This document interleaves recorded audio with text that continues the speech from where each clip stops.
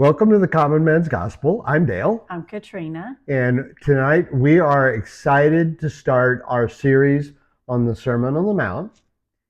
And before we get started, I thought give a little bit of background about what Jesus had been doing prior to coming to this mountain and doing his sermon. So good idea. Prior to that, he had already been baptized by John. He had selected his apostles, and he had been traveling throughout the region from town to town. As far as Syria, right? His fame spread as far as Syria. And so he was teaching, he was healing people, and he was also performing miracles. And exorcising demons. And so he had been developing a following, a lot of people following, and they were coming. And so he sat them down in this grassy area on this mountainside to be able to teach to them. And I imagine he got up on the higher part so that they could see him I would think so. Well. I would How many think people so. was there? I seem like it was probably several thousand at that point in time that he was teaching to. So if you want to read the first so that's kind of the backdrop or background of what was going on. A lot of people wanted to hear his teaching. Right. And this was the crux of the whole New Testament. Pretty much. Yes. So if you want to go through the first couple of verses. Starting in Matthew chapter 5, if you want to follow along in your Bible, verse 1, and this is a Sermon on the Mount. One day, as he saw the crowds gathering, Jesus went up the mountain side and he sat down. His disciples gathered around him, and he began to teach them. Right. So when you think about the people that he was talking to, right? Mm-hmm. They were the common folks. There may have been some of the religious leaders in there. There may have even been some Romans interested in what was going on with all this gathering of all these, this huge gathering of people. But the majority of the people, and the people that he was talking to, the people he were calling, were very, very common.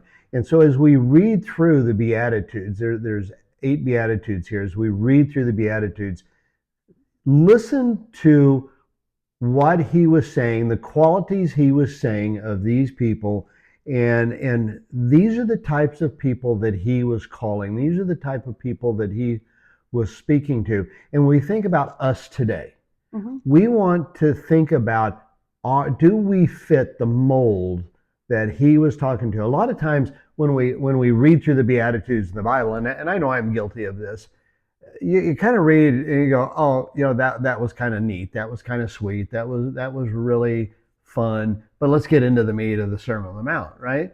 And the Sermon on the Mount, like you said, it's the crux of the entire New Testament. So we focus a lot on the birth, right? And we focus a lot on his death and his resurrection.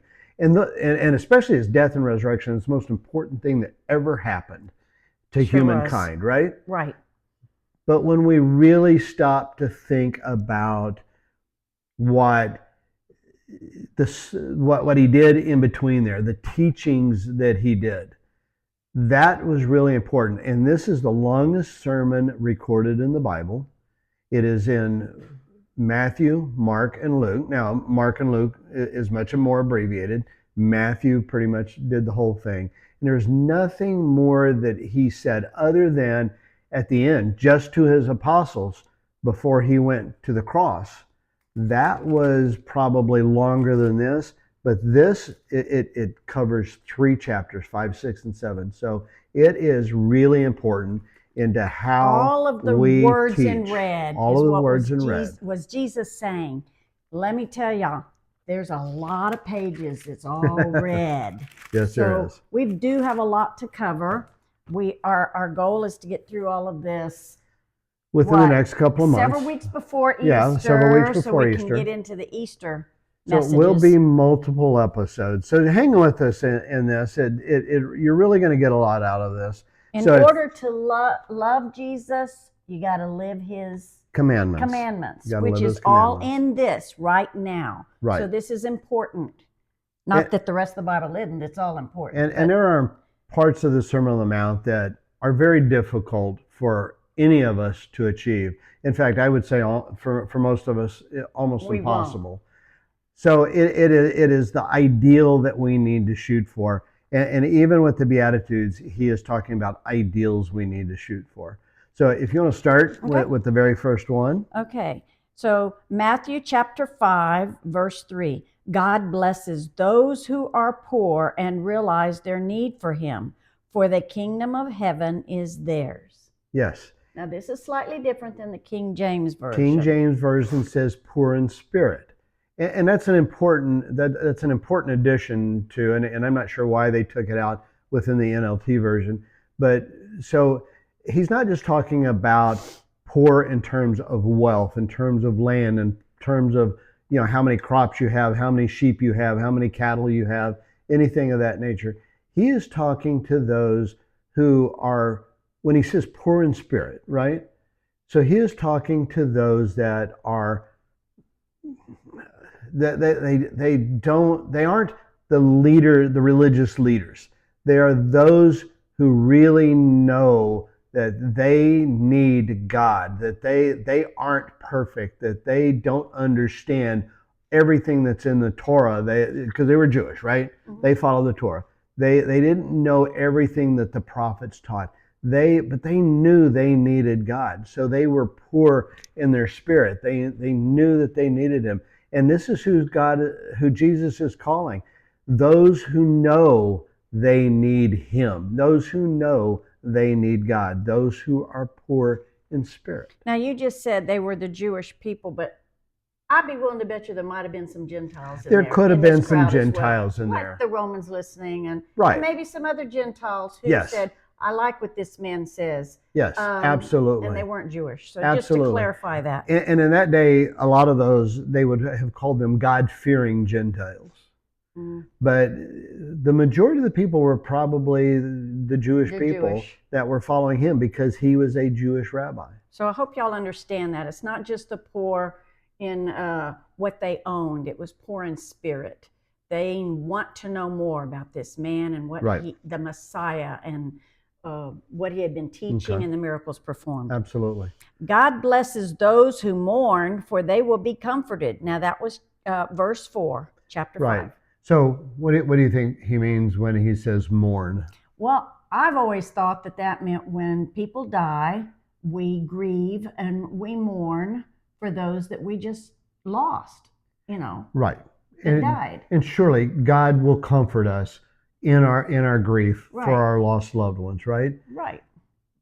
But like with the other one, the poor in spirit, he's calling out people who are mourning not just for loved ones, but really he's calling out those who are mourning for themselves and mourning in their own sins, mourning their sinful nature, mourning for their sinfulness, right? Mm-hmm.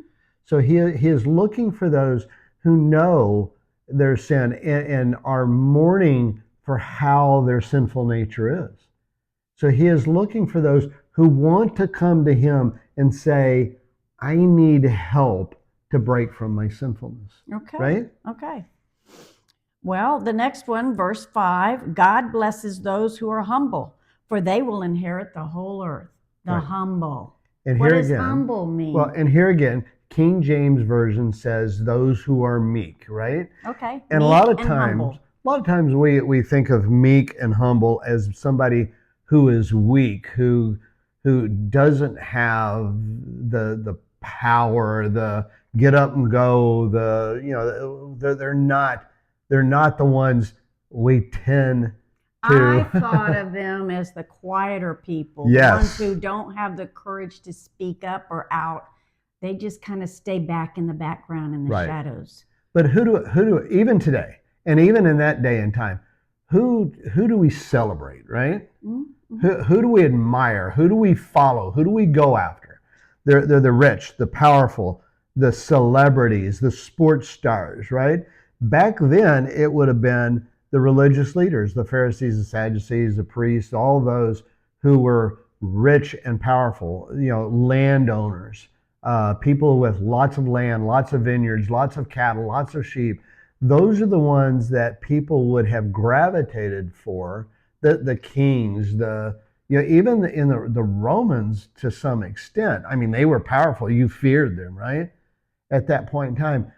But who Jesus came for is the humble, the meek. Those who knew they weren't any of those. And Jesus turned the religious world upside down. He said, and later on in his teachings, he says, those who are the greatest will be least in heaven, and those who are the least here on earth will be the greatest in heaven, right? Mm-hmm. So he is turning everything upside down. He is saying, I am coming for you who are humble. I am coming for you who are meek, not weak, because in order to be a follower of Jesus, you have to be strong, right? Because it's not going to be easy. Right. It is not easy at all. And so he says to them, they will inherit the whole earth. They will be the ones in heaven who will be inheriting everything there is to be given. And right? I know some people who are pretty well off. I mean, really well off. But you would never know it. Yes. That's humble. You can be wealthy and humble. Right, right. So, yes. Okay, absolutely. Let's move on to the next one. Number 6, that's verse 6, is God blesses those who hunger and thirst for justice, for they will be satisfied. Right. And again, the New King James Version uses the word righteous. And you hear a lot of times somebody say, oh, you think you're so righteous. Mm-hmm. You know what? And to me, it's kind of a compliment, because righteous means right standing with God.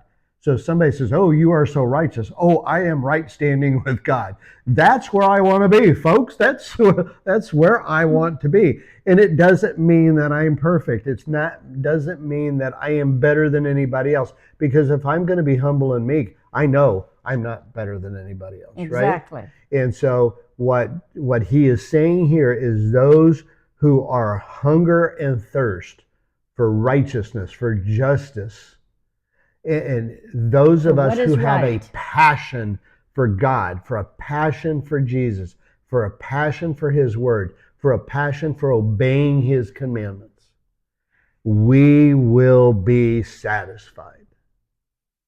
And that is something that we all ought to hunger for and thirst for. We need to have a passion for God, right? Right. Right. Okay, how about the next one? Verse 7, God blesses those who are merciful, for they will be shown mercy. Now that's a good one. That's a good one. If you can't show mercy to someone, do you really expect God to show mercy to you? Yes. And later on, Jesus will say that do not judge others, for as you are judged, as you judge, you will be judged. And he says, if you are unable to forgive, then how do you expect God in heaven to forgive you? If you're not able to forgive. Right. If you're not able to forgive, how do you expect God in heaven to forgive you? And mercy is forgiveness, right? Right. It is being forgiven. It is giving mercy to others. So it's real easy these days to start pointing fingers and saying, well, look what they're doing, or that's wrong, I shouldn't be doing that. Well, what should you not be doing? So look in the mirror. What are things you shouldn't be doing? And here you are judging somebody else. We're not supposed to be doing that. We're supposed to show mercy, forgiveness, for they will be shown mercy when we get in heaven. So if we want to be shown mercy, we need to show mercy. Right. Absolutely. Okay. Verse 8 says, God blesses those whose hearts are pure. Right.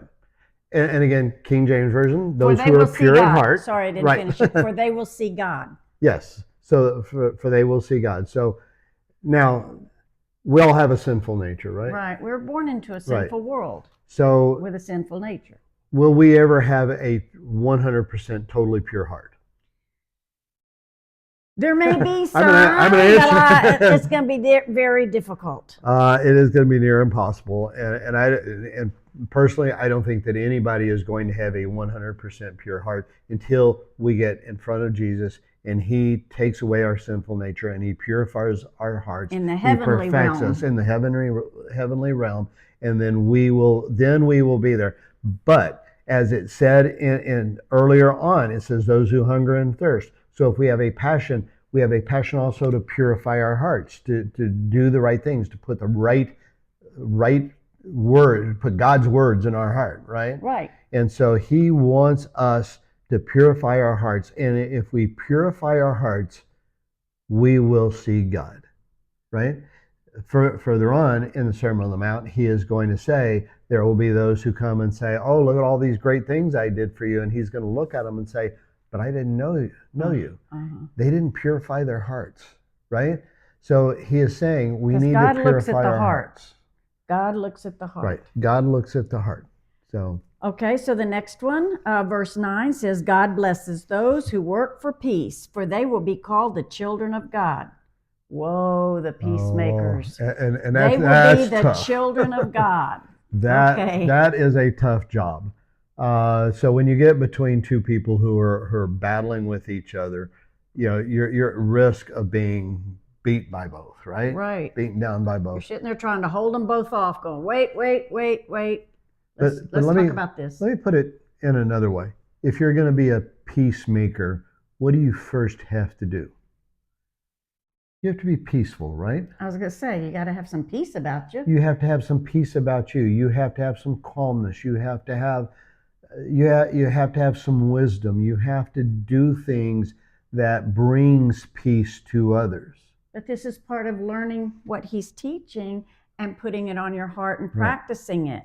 So I will even go further back. You have to be a peacemaker. You have to be humble. You have to have a pure heart.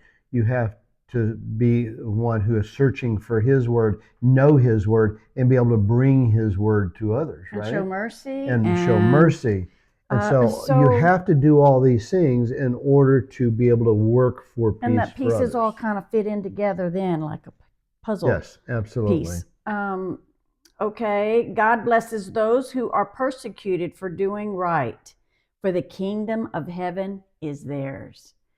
Let me read that again. God blesses those who are persecuted for doing right, for the kingdom of heaven is theirs. And this is one of those Beatitudes that goes more than just one verse. It goes actually two more verses. So would you like to finish the next two? Sure. God blesses you when people mock you and persecute you and lie about you and say all sorts of evil things against you because you are my followers. Who does that sound like? Be happy about it. Be very glad, for a great reward awaits you in heaven. And remember, the ancient prophets were persecuted in the same way. So he has spent 7 blessings, 7 Beatitudes. So Beatitude means blessing. So he has spent 7 blessings telling people that if you are like this, if you have these qualities, these are the people that I am seeking out. These are the people who will come to me in heaven. These are the people who will be blessed, not only in this earth, in this life, but in heaven. And then he stops to say, and when you do this, you are going to be persecuted. And that would be the 8th, I guess. Right, that is going to be the 8th. Okay. And so he is saying, you're going to be persecuted. People are going to mock you. They're going to lie about you. Now, back then, to those people, the followers of him, after his death and resurrection, they were hunted down. They were put in prison. They were killed. They were thrown to the lions. They were put into the arena and killed with a sword. All but John of his apostles were, now Judas killed himself, but the other 11 plus Matthias, right? So all but John were killed. Yeah, I had a handout that I had somewhere. I think it's in a photo in my phone. But one of them was skinned alive. Yes. One was hung on a cross like in an X. One was hung upside down. Peter. Killed by a sword. Run through with a spear. Yes. I mean, all terrible things. Horrible ways to die. And so they were persecuted. Now today, right? Mm-hmm. We really, in this country anyway, we don't have that fear. In other countries in this world, there are still people, there's 5,000-6,000 people a year dying for their beliefs. Mm-hmm. But here's the other thing. So when we come to Jesus, when we come to God, sometimes we have friends that go, I don't know who you are anymore. You're not going out with us. You're not partying. You're not getting drunk with us. You're not doing all the things that we love to do before you went to Jesus, and now you're just this Jesus freak, right? Right. And it's actually kind of a compliment, you know. Yes, I'm a freak for Jesus, right? I have a passion for Jesus. So you know, we are going to have people that are not going to want to be our friends anymore, and we're going to lose. We might lose friends. We may have family members who may not care for us anymore, who may not want to be around us anymore. But really, what we want to do is we want to continue to believe in Jesus, because all these things He said we will be blessed with after our life ends here on earth, we will have in heaven. And during our life here on earth, if we believe in Him, if we follow Him, we will have His peace, His joy, His comfort. We will have all the good things in this life that He offers to us. And in the next life, we will have an eternal life. So we get that eternal mindset we talked about at the very beginning of our podcast. We get that eternal mindset knowing that Reset it your isn't mind. just here in this life. It is long term. Eternal. And so it's changing some of the way you've thought about things, yes, how you've reacted to things. Renew your mind. Reset it. Just reset. Think about it. Try and start putting some of these into practice. It does get easier until somebody pulls right out in front of you on the highway or something like that. But even then, as you perfect it, and it takes time. It does take time and practice. It has taken me 10, 12 years to get to where I am right now. Right? I think now in the traffic situations, I'm still going to get home. Okay. So if somebody pulls right in front of you and you didn't get in a wreck, thank you, Jesus, that I didn't get in a wreck with that. Just chill, calm down, have peace in your life. Let it go. God bless that person. They might be in a big hurry to get somewhere, right? We don't know what's going on in other people's lives. So putting all of this into practice. So these are the Beatitudes. Is what He wants us to do. These are the Beatitudes. These are the blessings. This is Jesus saying, here are the qualities that I am looking for. These are the people that I am looking for. If you want to find me, find these people, and this is where I am going to be. You'll find me. Yes, you will find me. And so this is the very beginning. This sets the stage for the remainder of the Sermon on the Mount. Now, next week we're going to get into some things that speaks more to these people and speaks more to who they are and why He is doing this and what His purpose on life is. And you have a couple of things that you wanted to say real briefly about this next week and what the subject is going to be, right? Well, we were going to talk about teaching about the salt and light. Stay salty and don't hide your light under a bushel kind of topic. That was the next part of Jesus's sermon. And then after that is teaching about the laws that He wants us to understand. He just introduces them. Right. Well, and how in the background. What it means for the law in His mission and in His teaching. And what He is bringing to the law, not to replace, but to fulfill, right? Correct. So we will talk more about that next week. And then following that, we will start to get more into some of His teachings. So we want you to... We will be doing some shorts. Right. Because a lot of y'all prefer the shorts, we've noticed, which is 3 minutes or less. Yes. The longer video that we do once a week, it's got more. Of course, we put in more minutes. It's right now 24 minutes. So, and we wanted to cut it off around that time. Right. So, just so you understand, we're going to be doing the shorts as well, breaking it down, going into more detail about each one. But and then start on the salt and the light. These longer episodes is we can get more in depth to this. You don't get everything in a short. And we really hope that you will continue with us on these longer episodes. And we look forward to seeing you again and continuing this episode on the Sermon on the Mount.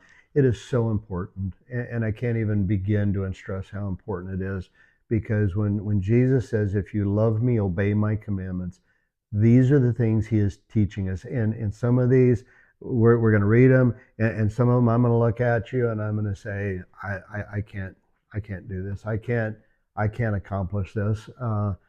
But he knows that this is his ideal. But it's something to strive for. It is to to try. strive Don't for. Just throw in the towel and say, Yes. I can't do that. Yes. Work on it. It is Try to strive it. for. And Jesus knows that we will not be 100% successful, but he wants us to build that passion for him, and then he will accept us exactly where we are.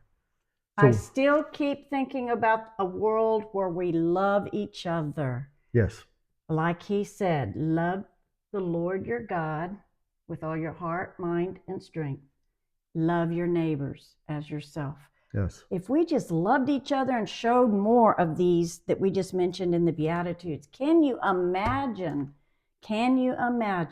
what this world would be like? Absolutely. So anyway, hang with us. We're going to get into more of the Sermon of the Mount on the shorts this next week, as well as. So go, if you're on Facebook, go on to Facebook and look for the Common Man's Gospel. Follow us there, and then subscribe onto YouTube. I don't know if it's subscribe or hit follow, but anyway, I think maybe he's right. Maybe it's subscribe. So we'll go on comments. and add comments, ask questions if you would like to. We will do our best to answer them, but we really want you to continue with us on this and go down this path. And I know that this is a time commitment. It's well worth your time. Right. And if you have family members that have questions that are wondering about the Bible, share this with them. Hopefully it is our prayer. We pray before every one of these that we will receive God's words and captivate the audience that he wants to hear this. That there are people out there that don't understand the Bible that would like to know more. Yes. The poor in spirit. Yes. And there's people in nursing homes. There's people on hospice. There's people in the hospitals that can't get to church. Please think about all the ones in your life that might benefit from hearing this. We're doing our best. We pray over it. We ask for you to pray over us. And if you're on social media, whether it's Facebook or some other social media, please just share our link on social media so that others can come to this as well. And so we are looking to expand this out. We get nothing from this other than we're doing God's work. We're trying to do and more. We are trying to do what pleases him. So thank you again, and we look forward to seeing you next time. God bless you. God bless you.